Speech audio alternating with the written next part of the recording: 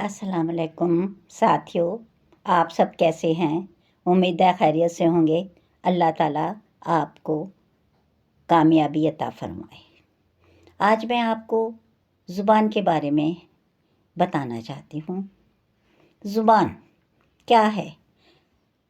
अपने ख़यालात, एहसासात, मक़ासद और बद्दुआ को दूसरों तक पहुँचाने का माशरती अमल ज़ुबान कहलाता है।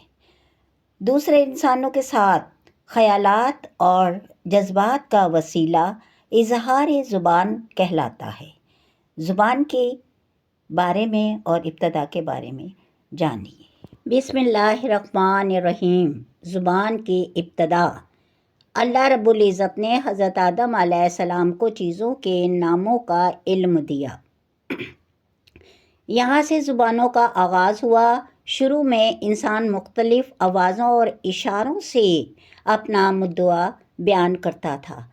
आहिस्ता आहिस्ता ज़ुबानों ने तरक्की की और जुग़राफ़ियाई, सक़ाफ़ती, माशरती, अखलाक़ी और समाजी ज़रूरियात के पेश नज़र ज़ुबानों के असलूब तब्दील होते गए। इलाक़ाई रंग ने ज़ुबानों को मुतासिर किया। इस तरह मुख्तलिफ़ असलूब रखने वाली हज़ारों ज़ुबानें वजूद में आईं। मेरे साथियों, मेरे चैनल को सब्सक्राइब करें, लाइक करें, कमेंट करें और बेल को प्रेस करें। Thank you.